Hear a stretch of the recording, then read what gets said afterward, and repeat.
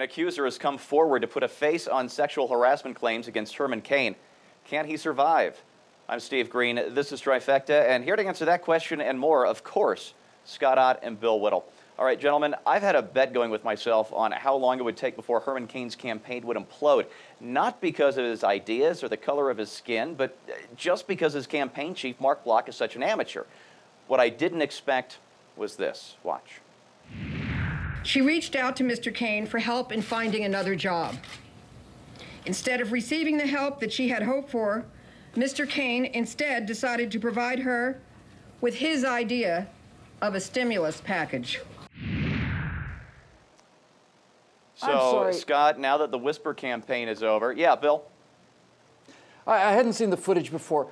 His idea of a stimulus package, is that a serious lawyer doing serious work, honestly? No, that's Gloria Allred. All right, Scott, the Whisper campaign's over.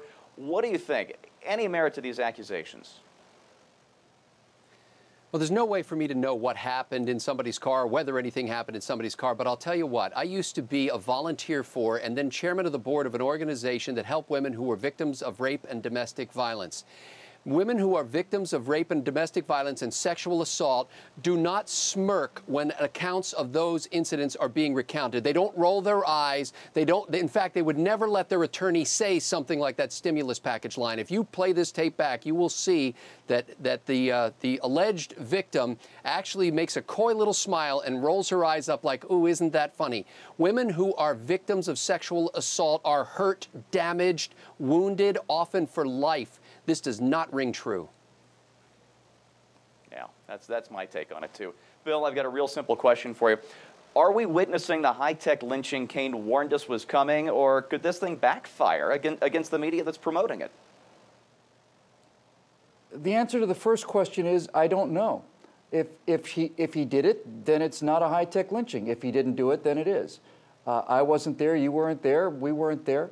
My suspicion agrees with Scott, and as I said, I hadn't seen the footage before. I basically heard the story, but I hadn't actually seen it.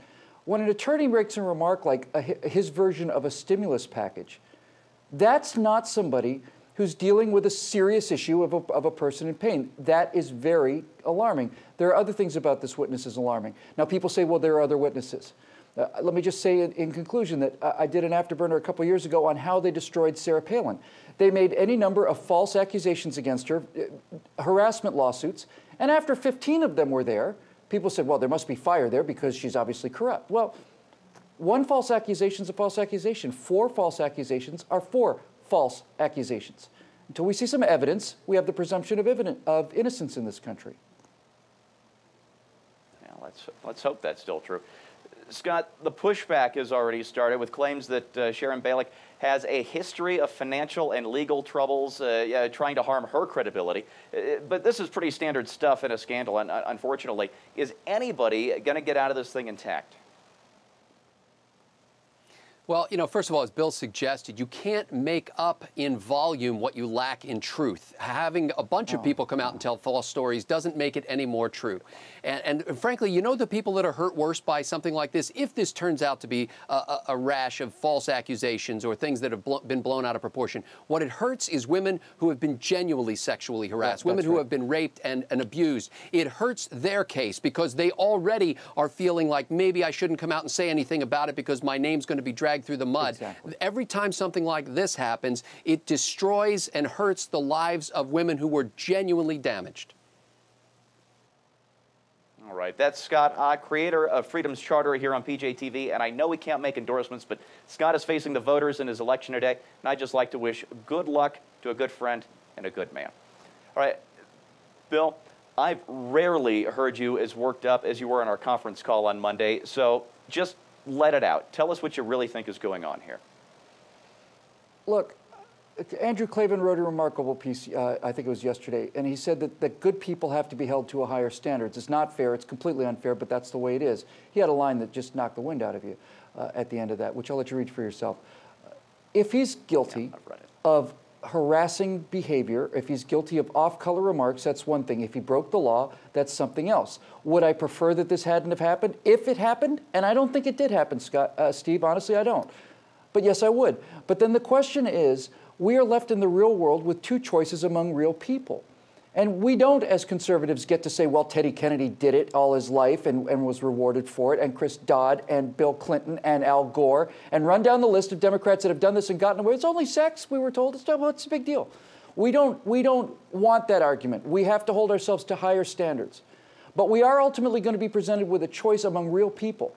And if I had a choice between Herman Cain and Barack Obama, unless it was proven that he actually assaulted that woman, I'm going with Herman Cain. The presumption of innocence is the presumption of innocence. And the idea of bearing false witness is one of the biblical sins, and rightly so, because it has destroyed Cain's reputation. I know I'm going long. Let me just close with one thing.